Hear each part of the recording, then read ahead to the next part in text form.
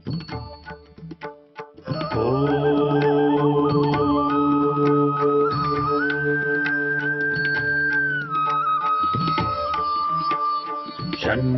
मित्रः शं वरुणः शन्नो भवत्वर्यमा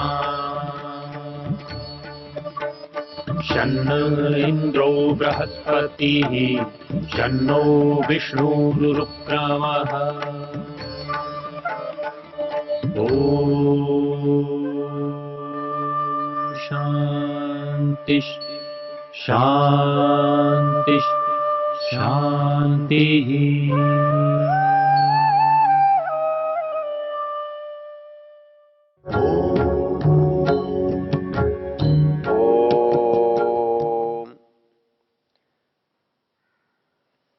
हम यजुर्वेद के एक प्रसिद्ध मंत्र पर चर्चा कर रहे हैं।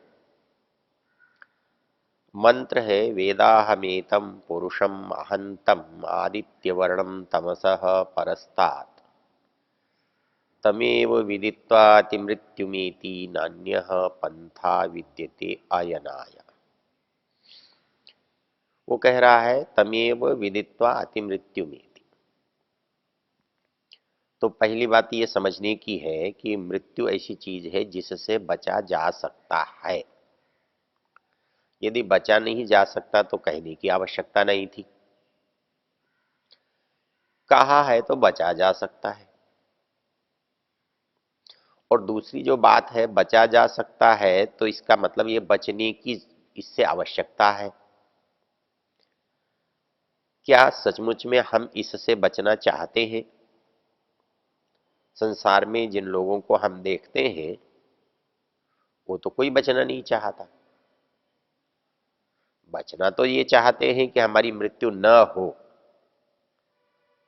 लेकिन मृत्यु न हो इसका कोई उपाय नहीं करता, केवल इच्छा करता है। और इच्छा से बचा तो नहीं जा सकता, उसके लिए तो प्रयत्न भी करना पड़ेगा। तो इच्छा व्यक्ति कब करता है? जब उससे कुछ असुविधा होती हो, उससे दुख होता हो, उससे परेशानी होती हो, और उस परेशानी को जब कोई दूर करना चाहता है, उस दुख को दूर करना चाहता है, तो उसे प्रयत्न करना पड़ता है। तो ये कैसे हो सकता है? और तो कोई उपाय इसका नहीं है, लेकिन ये व्यवस्था को समझने से हो सकता है।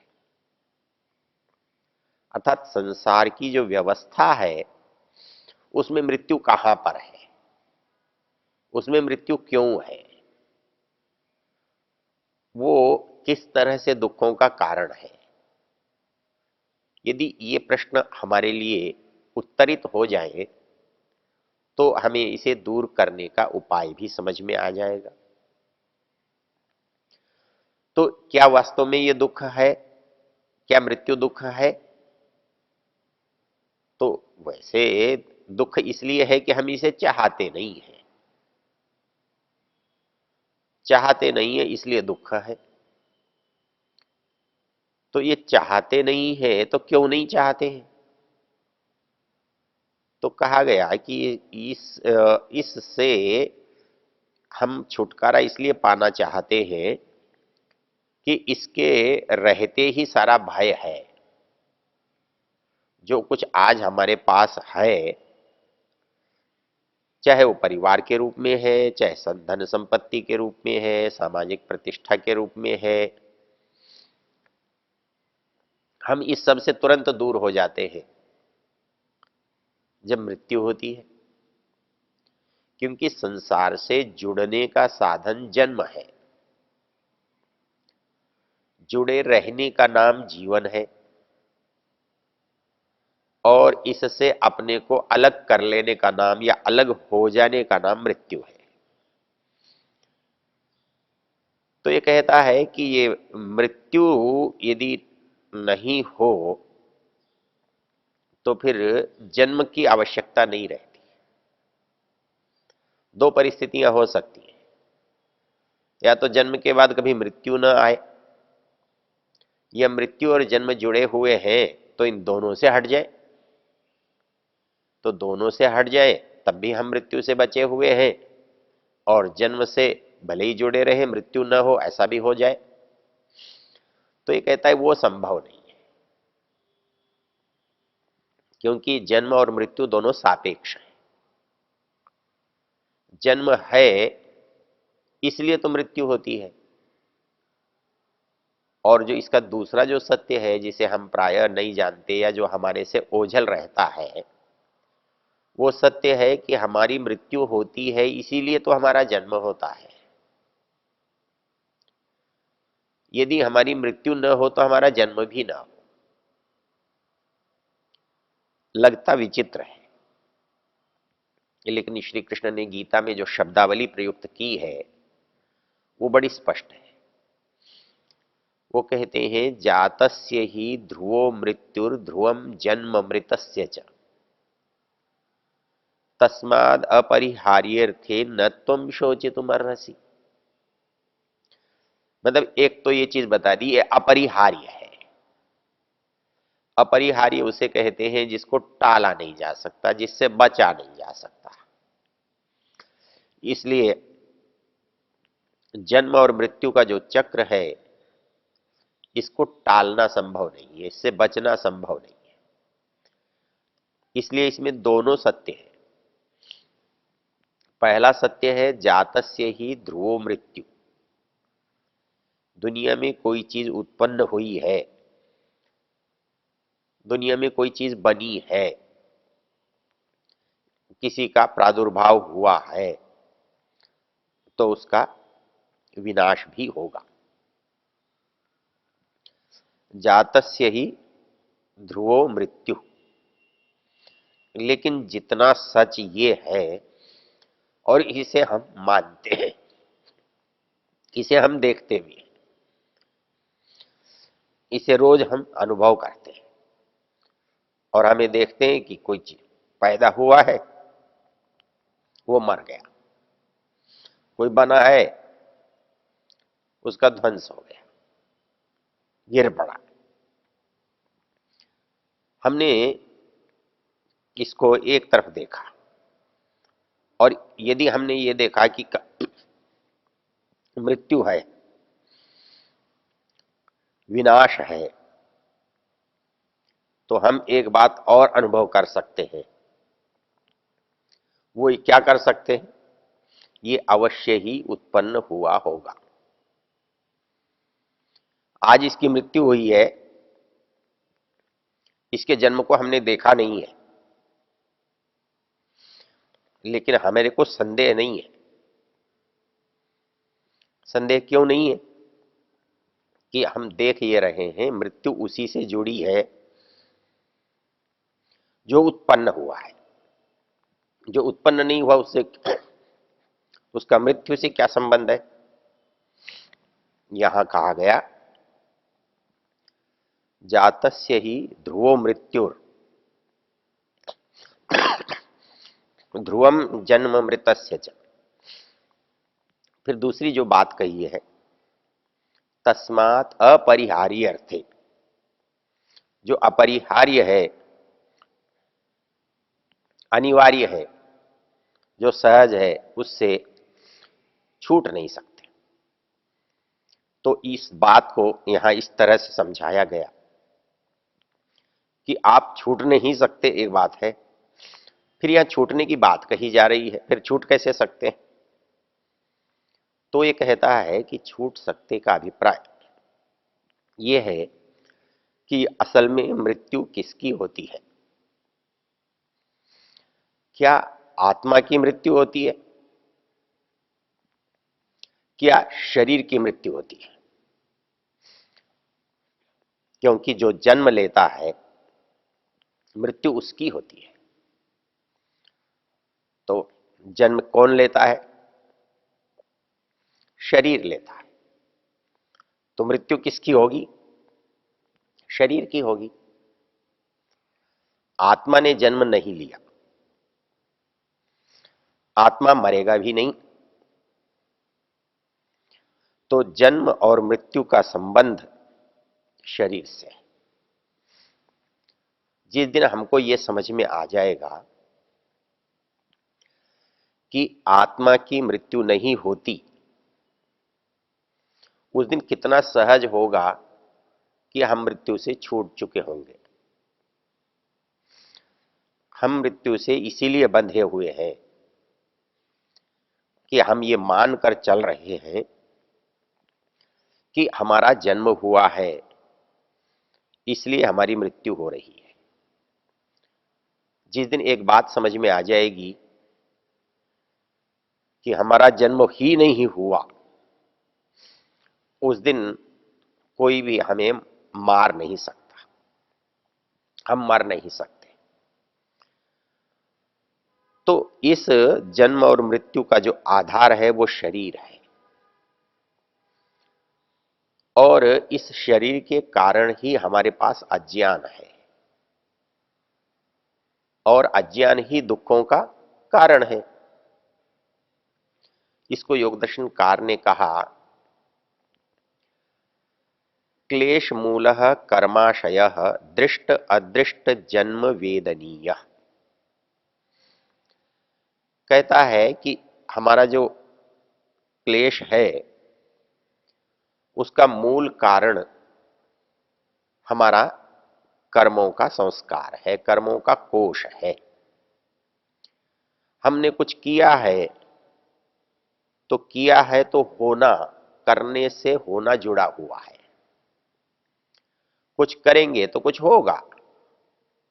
जो करते हैं, किया जा रहा है, उसे हम कर्म कहते हैं, और जो उससे होता है उसे हम फल कहते हैं।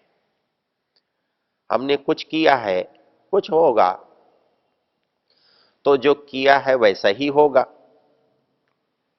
तो ये किया है तो किया क्यों? वो इसलिए किया कि ये जो शरीर है, करना इसी के द्वारा संभव है, और इस करने से होना जुड़ गया, तो ये दोनों चीजें हमारी संपत्ति बन गई। हमारी संपत्ति क्यों बनी? हमने इस शरीर को स्वीकार किया, तो ये हमारी संपत्ति बन गई, और इस शरीर से जो किया वो हमारी संपत्ति बन गई। क्योंकि हमारा शरीर था, हमने इस शरीर से किया, इसलिए इस शरीर से जो कुछ हुआ है वह भी हमारा है, हमने किया है। तो इस दृष्टि से जब जो कुछ हमने किया है वो इससे हुआ है, तो इसका एक ही उपाय है, ये जो होने करने का हेतु है, कारण है, आधार है, इस शरीर से छुटकारा मिल जाए। यदि इस शरीर से छुटकारा मिल जाए तो निश्चित रूप से हमारे ऊपर जो बंधन है, अनिवार्यता है, दुख है, वो छूट सकता है। तो क्लेश मूलः कर्माशयः दृष्ट अदृष्ट जन्म वेदनीय। कहता है कि ये जो क्लेश है ये कर्म का परिणाम है। कर्म शरीर से हो रहे हैं, भोग भी शरीर ही रहा है, शरीर के माध्यम से ही आत्मा भोगता है। तो बात समझ में क्या आती है कि ये सारा झगड़ा इस शरीर से जुड़ा हुआ है। जिस दिन इसका उपाय हम कर देंगे कि इससे हमारा संबंध छूट जाए या इससे हमारा संबंध टूट जाए, हम छूट भी सकते हैं, हम टूट भी सकते हैं। हम इससे छूटने को मुक्ति कहते हैं। इससे जब हम दूर तक इससे हमारा संपर्क नहीं रहता, हमारा इसका संबंध समाप्त हो जाता है, तो उसे हम मुक्ति कहते हैं। लेकिन इसमें रहते हुए जब इसका संबंध नहीं रखते तो उसे हम वैराग्य कहते हैं। अर्थात हम इस परिस्थिति को यहां रहते हुए भी बना सकते हैं, और इस परिस्थिति को इसको छोड़कर भी बना सकते हैं। यदि दूसरे शब्दों में कहा जाए, इसको छोड़ देना यह मुक्ति है। अर्थात इससे हमारा संबंध न रहे, यह मुक्ति है। और संबंध रहते हुए इससे जुड़ के न रहना, ये हमारी समाधि है। इसको हमारी भाषा में, दर्शन की भाषा में वैराग्य कहा है, संस्कारों का नाश कहा है। तो जो बात है वेद की वो ये कह रहा है तमेव विदित्वा अति मृत्यु में। तो हमारी समझ में क्या आया कि ये शरीर जो है इससे हमारे दुख हैं और ये शरीर हमारे कर्मों का फल है। तो हमारे कर्म यदि नष्ट हो जाए, यदि इसका बीज नष्ट हो जाए तो उसके फल अवश्य नष्ट हो जाएंगे। तो इस दृष्टि से ये जो हमारा जन्म मिला है, जिसका परिणाम योग दर्शनकार कहता है कि जाति आयु भोग, ये हमारे उसी के परिणाम है। हमारा जन्म होना, हमको उपलब्धि होना और हमको आयु का प्राप्त होना, कितने देर तक कौन जीता है, कैसा जीता है, ये सब उसके परिणाम स्वरूप है। तो हमने कर्म सभी प्रकार के किए होते हैं, पुण्य भी और अपुण्य भी। इसलिए योग दर्शनकार ने अपने सूत्र में एक बात कही है। वो ये कहते हैं ते लाद परिताप फलाहा पुण्य अपुण्य हेतुत्वात्। अर्थात जो हम काम कर रहे हैं या जिस काम का हमें फल मिल रहा है वो फल एक साथ तो नहीं मिल रहा है। सबको न तो सुख मिल रहा है, सबको न दुख मिल रहा है, न हमें सदा सुख मिल रहा है, न हमें सदा दुख मिल रहा है। कभी हमें सुख मिल जाता है, कभी हमें दुख मिल जाता है, किसी को सुख मिल जाता है, किसी को दुख मिल जाता है। कहता है कि ये जो सुख और दुख दोनों का मिलना है ये सिद्ध करता है कि हमारे कर्म भी दोनों प्रकार के हैं, पुण्य अपुण्य हेतुत्वात्। हमने पुण्य किया है तो आह्लाद होगा और हमने अपुण्य किए हैं, पाप किए हैं तो लाहद का अभाव होगा, दुख होगा, आनंद का रहित होगा। तो ये जो परिस्थिति बनी ये किससे बनी? ये बनी केवल इस बात से कि इस शरीर को लेना पड़ा। जब शरीर मिला किसी के बदले में है, किसी मूल्य पर है, यदि वो मूल्य चुका दिया जाए तो निश्चित रूप से हमारा इससे पीछा छूट सकता है। इसलिए यहां पर एक बात कही कि पीछा कैसे छूट सकता है? तमेव विदित्वा,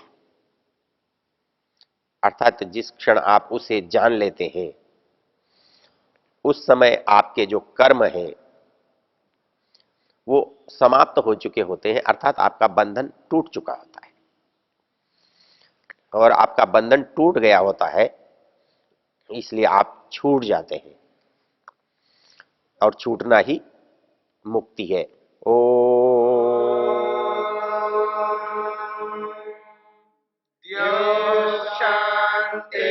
शांतिरंतरिक्षं शांति पृथिवी शांतिरापः शांतिरोषधयः शांति वनस्पतयः शांतिर्विश्वे देवा शांतिर्ब्रह्म शांति सर्वं शांति शांतिरेव शांति क्षमा शांतिरेधि। ओम शांति शांति शांति।